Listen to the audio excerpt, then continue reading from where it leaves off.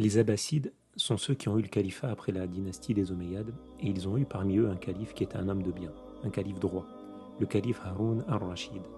Ce calife-là vivait à Bagdad, et il avait un fils. Son fils c'était le prince, mais ce prince-là, il ne recherchait pas le bas monde. Il vivait loin du luxe, il était ascète.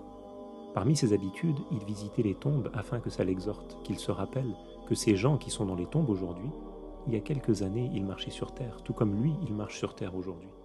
Quand il voyait les tombes, il se disait ces gens-là vivaient avant et ils possédaient ce bas monde. Ce qui compose les maisons, l'argent, les troupeaux, tout ça c'était à eux. Mais malgré ça, ils sont morts. Et ce bas monde ne les a pas sauvés et ils ont pris place dans leur tombe. Ils s'exhortaient, ils se rappelaient de l'au-delà et ils pleuraient. Un jour, il est rentré dans le palais et il portait des vêtements qui étaient modestes. Alors, les gens qui étaient dans le palais et qui l'ont vu, ils le connaissaient, ils ont été étonnés. Et certains, ils ont même commencé à parler sur lui et à le blâmer. Alors le prince a vu un oiseau qui était sur le rebord d'une des fenêtres du palais. Il l'a appelé.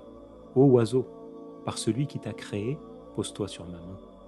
Alors l'oiseau s'est envolé et il est venu se poser dans la main du prince.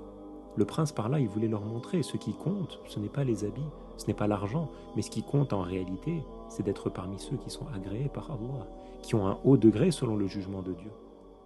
Puis un jour, le prince a décidé de partir vivre hors du palais. Il est parti et il a pris avec lui un mushaf, un livre de Coran et une bague. Et il est allé chercher du travail. Il a travaillé avec des maçons dans la construction, il travaillait dur. Il abattait à lui seul le travail de 10. Le chef de cette entreprise s'appelait Abu Amir. Quand il a vu le prince travailler, il a été étonné. Un jour, il était en train de l'observer construire un mur. Le prince prenait de l'argile, il posait l'argile et les pierres venaient se poser sur l'argile pour bâtir le mur sans que ce soit le prince qui les porte. C'était là un prodige que Allah lui avait accordé parce qu'il était parmi les saints. Abu Amir s'était attaché au prince. Son cœur s'était attaché au prince parce qu'il a vu tout ce bien qu'il a pu voir de lui. Mais peu de temps après ça, le prince est tombé malade. Alors Abu Amir lui rendait visite.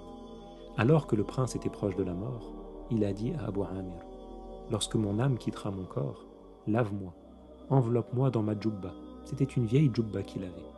Il lui a dit « Les vivants ont plus besoin de ce qui est neuf que les morts. » Ensuite, rends le mushaf et la bague au calife Haroun al-Rachid. Puis il est décédé. Et Abu Amir a été très triste du décès du jeune prince. Il a fait ce que le prince lui avait demandé. Il l'a enterré, il a pris la route pour se rendre à Bagdad et pour rendre les affaires au calife. Quand il est arrivé au palais, il a demandé à rencontrer le calife. Il a expliqué aux gardes la raison de sa demande, et les gardes ont été surpris par l'histoire qu'il racontait. Ils sont partis au calife, et le calife lui a accordé audience. Abu Amir s'est présenté, il a rendu au calife le mushaf